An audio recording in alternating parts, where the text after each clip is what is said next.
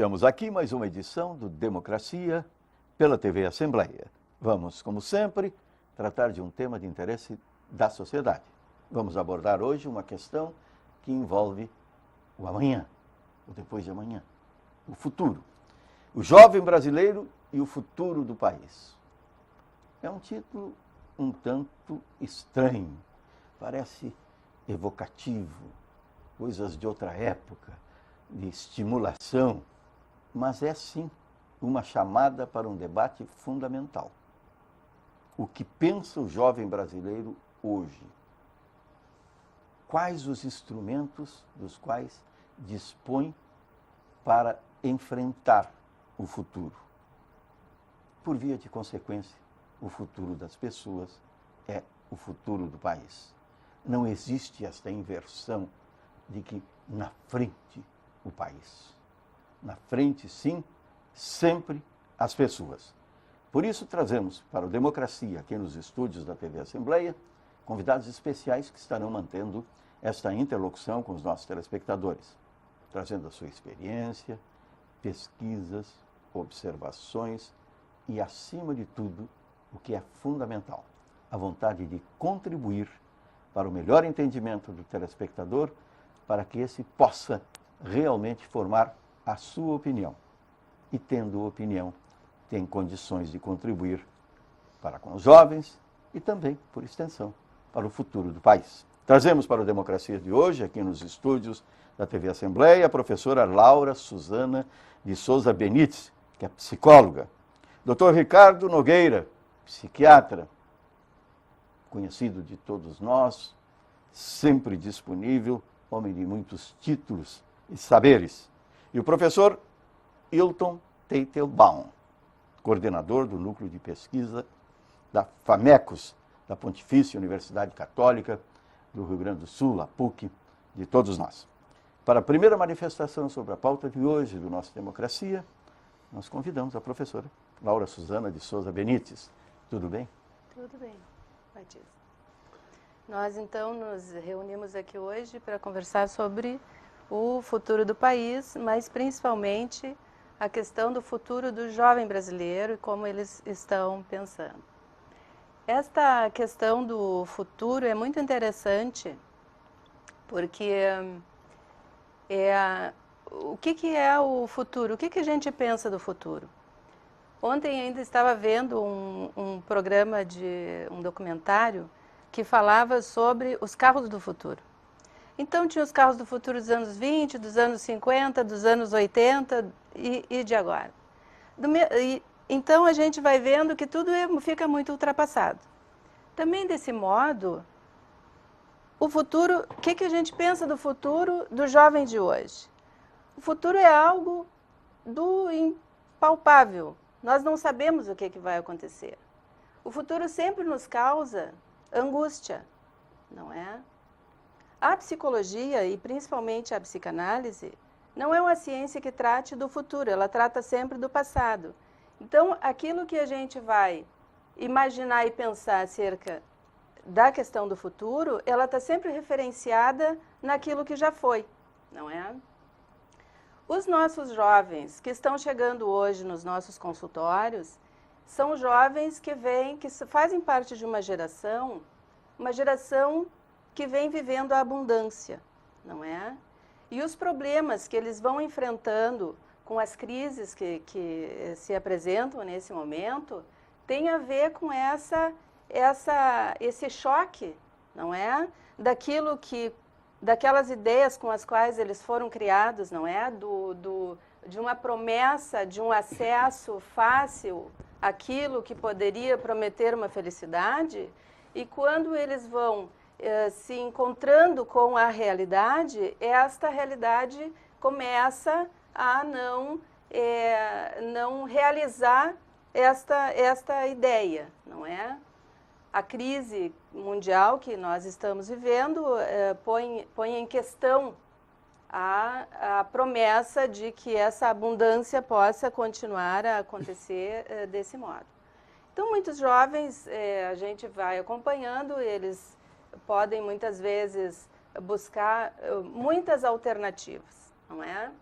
a forma como cada um vai lidando com as frustrações das suas ilusões de futuro, não é? É bastante diversa, não é? Mas a gente está encontrando muitos modos, como está aparecendo, de sofrimentos em função das frustrações que a nossa realidade vai colocando a esses jovens, não é?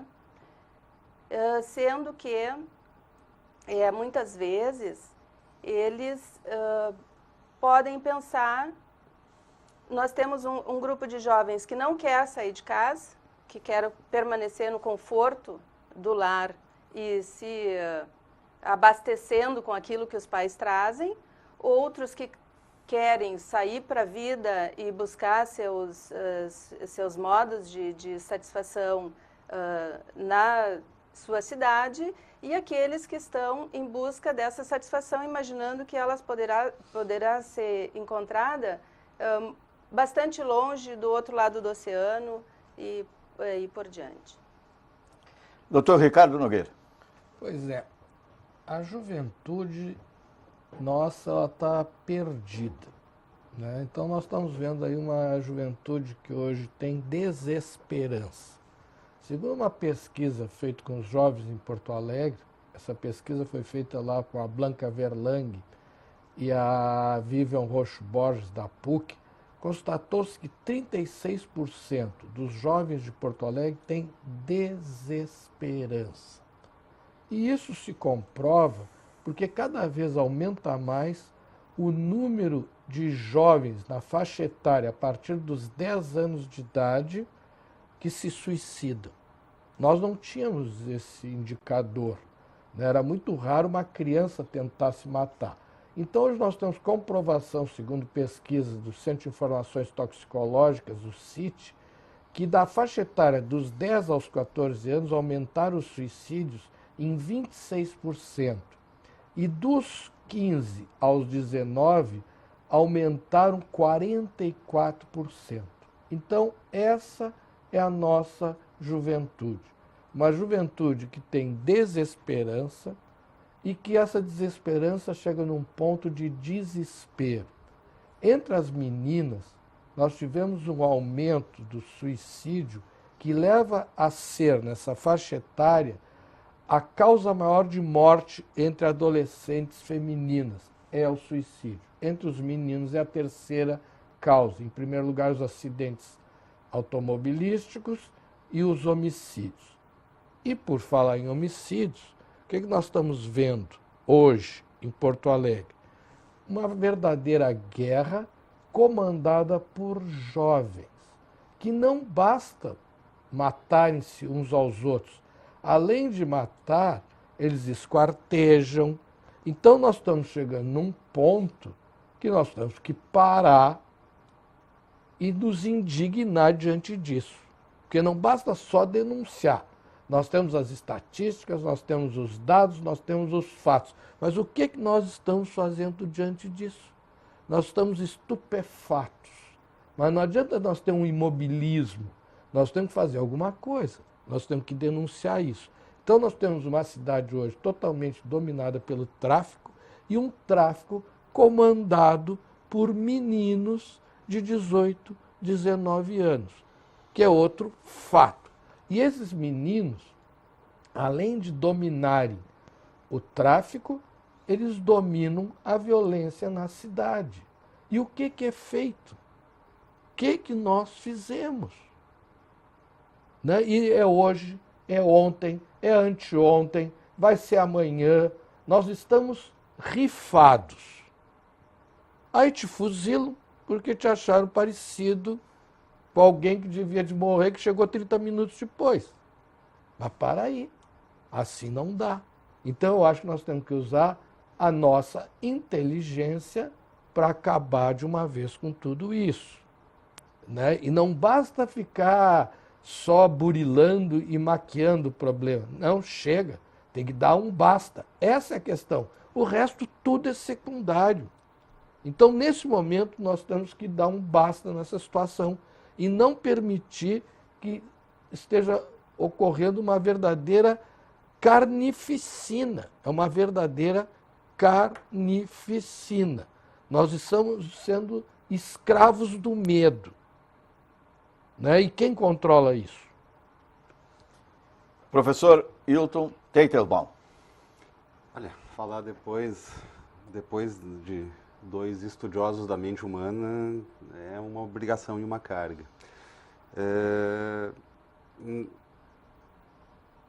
Eu estou estudando, ou a gente lá no núcleo de pesquisas, no núcleo de tendência de pesquisa do Espaço Experiência da FAMEX, a gente está estudando o jovem desde 2012. A gente começou focando exatamente nessa ideia do ficar em casa versus ir morar sozinho, né, dentro de uma ideia de geração canguru, que um pouco depois caiu por terra quando a gente se deu conta de que, em função também do fenômeno nova classe média, enfim, a gente tinha o geração canguru é um fenômeno de classe média alta para cima. A gente tem muito jovem que fica em casa por uma questão de família contrato. Se ele sair de casa, cai um pilar. Porque muito da renda da nova classe média, da então nova classe média, era formado pela soma de rendas. Né? Esse conceito era formado por uma soma de rendas. Então, na verdade, se um dos pilares cai, cai a renda da casa. Né? Depois a gente foi estudar sonhos e aspirações, e aí vinha a ideia de romper fronteiras, viajar e conhecer o mundo. E a ideia do delírio do todo mundo, toda a vida pela frente e sem limites, porque afinal de contas eu sou da geração Y, a geração que nasceu sem crise, e nós vamos ser potência mundial. Aí surgiu o outro projeto, o projeto Formatos de Família, e aí a gente foi um pouco mais corajoso. A gente foi atrás de estudar também orientação de gênero, religião, enfim. E agora o futuro do Brasil.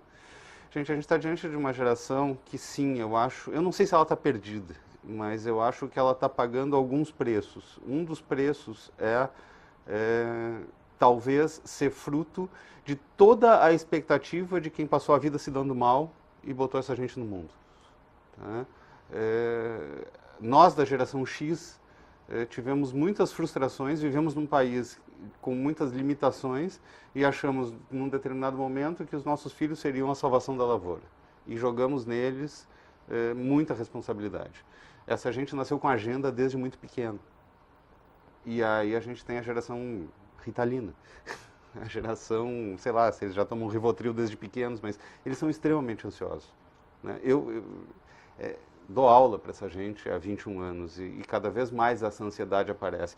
É aquela gente que, eu sempre brinco com eles, a minha avó tinha parentes no exterior e mandava uma carta que levava uma semana para chegar, uma semana para ser respondida e uma semana para voltar. Então, do oi tudo bem ao vou bem, levava 21 dias. Se tudo dava certo.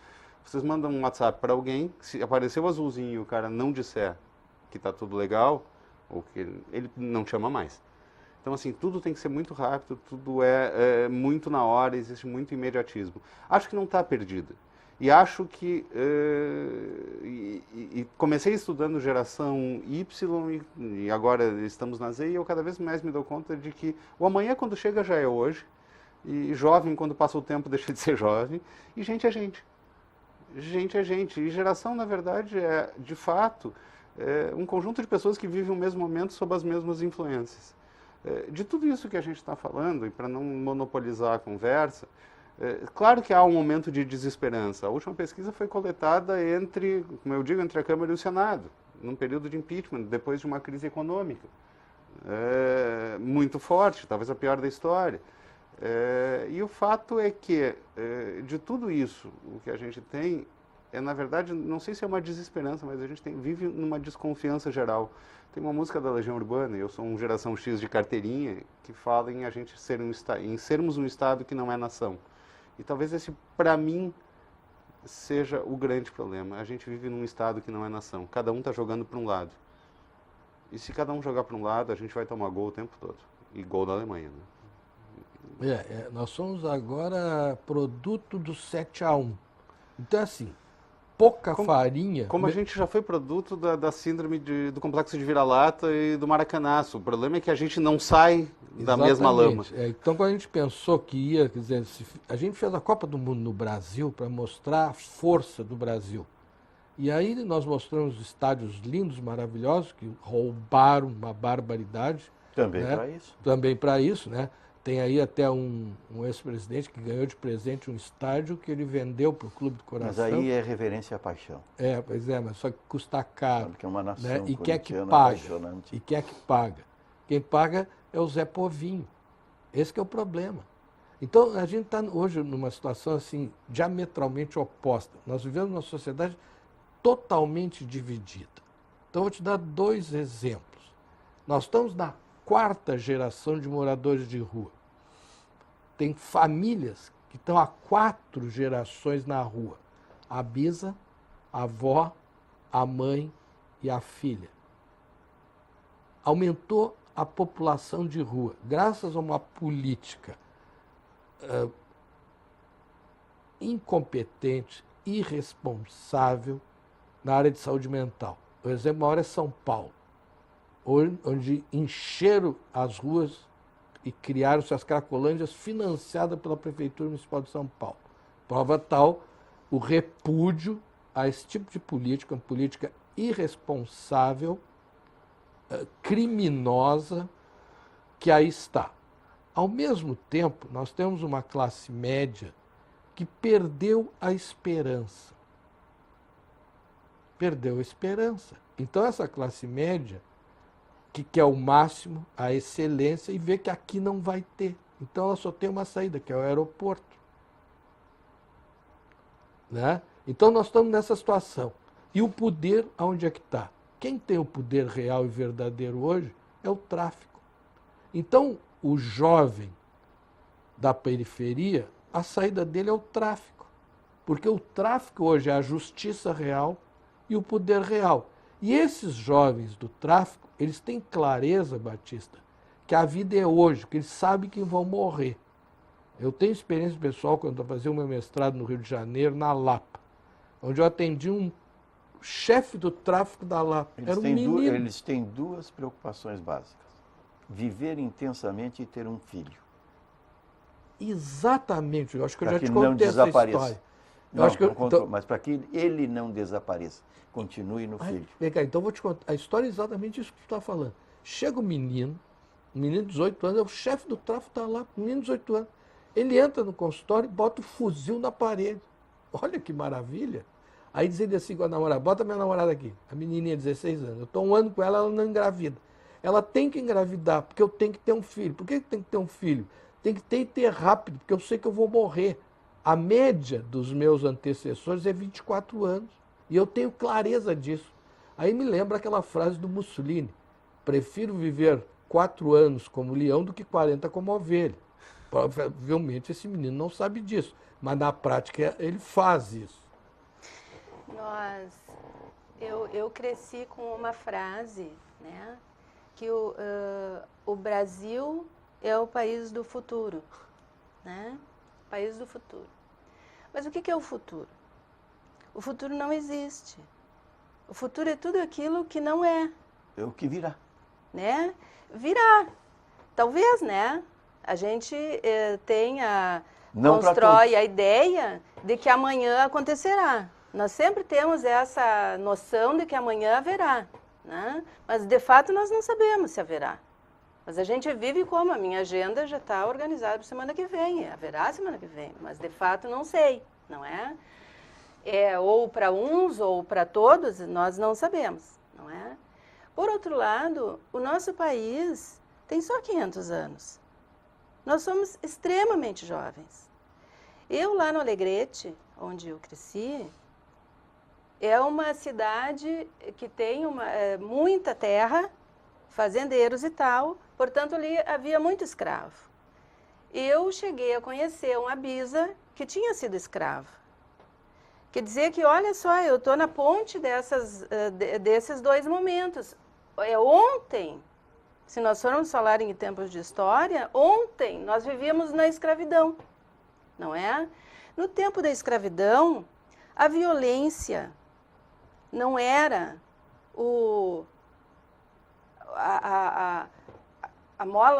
uma das molas mestras que conduzia a economia? Até quando deixou de ser, né? Porque a abolição da escravatura foi uma questão econômica, né? Sim, Os mas a estados estavam ficando violência... caros, então era melhor... Pois é, mas a economia já vem sendo conduzida pela violência, pela agressividade. Isso não é de hoje. Isso faz parte, não é, do ser humano. Então, nós estamos em muito pouco tempo para nós construirmos uma subjetividade, esta que a gente imagina que a gente já deveria ter dentro da construção cultural do país, não é? Eu concordo contigo. Curioso, eu estava chegando aqui e olhei o banner na frente do Palácio Piratini, 95 anos. Eu disse, puxa, é pouco, né? É pouco para um palácio. O fato é que, eu concordo contigo, eu acho que é pouco tempo para construir uma subjetividade. Mas, por outro lado, em algum momento, e aí eu vou falar por um lado mais, não sei se é bem negócio, mas por um lado mais gestão, me parece que falta um plano, falta um conceito de país, falta um plano de país. O que a gente quer ser? É o que se chama de projeto de nação. Falta né? um projeto de país, um projeto de nação. E o que eu estava dizendo de ser um Estado que não é nação, é que, sinceramente, hoje, cidadania neste país se resume a ter documentos. Eu sou cidadão se eu tiver uma carteira de identidade. A que eu tenho direito com esse vale cidadania? A votar? Eu não tenho a base garantida. A gente está numa situação... vamos bater na tecla da violência, mas a gente vai para qualquer lugar, né, e tu consegue caminhar na rua com o celular na mão, às 11 da noite. E aqui tu tem medo de sair de casa. Estou falando de Porto Alegre especificamente, mas assim, levando para um lado mais amplo, a questão do Estado que não é nação, que eu digo primeiro, a gente tem uma elite que acha que o povo é amoral, que todo mundo é macunaíma, né? Um povo que acha que a elite é imoral, porque afinal de contas fica falando mal dele, mas também suborna, também treina o filho para subornar o porteiro, e nenhum dos dois deixa de ter um pouco de razão. O problema é que a gente não está jogando para o mesmo lado e cargo público, digamos, cargo de gestão pública aqui, parece não ter a obrigação de comprometimento. E parece que não estamos todos jogando no mesmo time. Gente, assim, olha, as pessoas não precisam se gostar no ambiente de trabalho, elas só precisam puxar para o mesmo lado. No país é a mesma coisa. Mas tu está falando a questão fundamental. O Macunaíma era o herói sem caráter. Esse é o grande problema. Nós não temos caráter. Isso que tem que ter. Tem que definir isso. Mas tudo isso eu não sou debatedor, nessa falta de projeto. Sim. Porque caráter nada mais é do que estabelecer para si uma característica. E o Brasil não tem em nada característica própria. Não, e o pior, olha aqui, ó, vê bem, olha aqui, ó, presta bem atenção. A sociedade nossa está dividida ao meio. Nós não temos consenso. A gente está absolutamente dividido. E na pesquisa agora sobre o futuro do Brasil, o que as pessoas dizem que é legal no Brasil? É quase a piada aquela do melhor do Brasil ser o brasileiro. A gente é legal, a gente é flexível, o povo é bacana. Mas é sem caráter. Mas o país não funciona. A gente não tem saúde, a gente não tem segurança, a gente não tem garantias, a gente não tem distribuição de renda. Então, assim, eu acho que o brasileiro é forjável, no bom sentido. A capacidade de improviso que há nesse país é invejável. Só que está faltando um rumo. Então, vou te dar 2 exemplos. Os nordestinos vão tudo para São Paulo. Em São Paulo, eles deixam de ser o que é chamado de nordestinos. Eles se adaptam ao ritmo paulista. É ou não é? E os caras tocam e trabalham. Eles se adaptam ao quê? Às regras impostas pelo mercado paulista, que é criado por quem? Pelos estrangeiros, pelas indústrias que vieram de fora. E os caras trabalham e tocam mesmo. Agora, eu sou do tempo que brasileiro, profissão, esperança. E hoje nós não temos esperança. Muito pelo contrário. Nós só temos desesperança. Agora, isso já ocorreu há pouco agora na Espanha, que os meus colegas médicos na Espanha tinham um contrato de no máximo 90 dias, e após 90 dias não sabiam se o contrato continuava, e se continuasse reduzia o salário.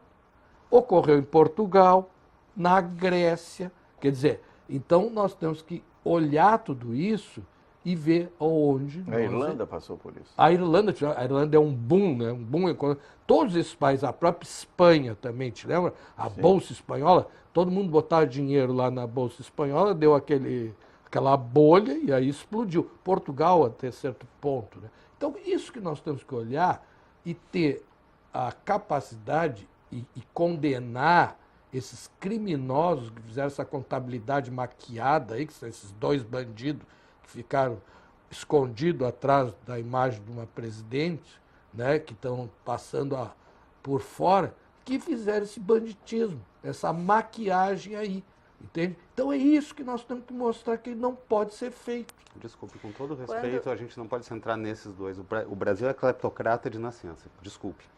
Pode falar. Eu concordo, quando eu falava sobre construir a subjetividade, justamente, tem vários níveis da construção da subjetividade, né? Tem o nível individual e o nível coletivo.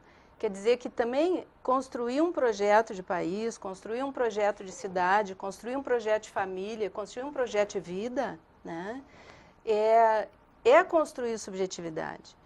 Construir subjetividade significa construir projeto individual, né, familiar, social, coletivo e de país, não é? Neste sentido, a tarefa é de todos. A tarefa é da criança, é do jovem, é nossa, é Vais do velho. explicar essa tarefa de todos no reinício do programa, porque estamos chegando ao final do primeiro bloco do Democracia aqui pela TV Assembleia, falando sobre o jovem brasileiro e o futuro do país. Uma discussão impositiva, uma necessidade, buscando causas, efeito, acima de tudo, solução.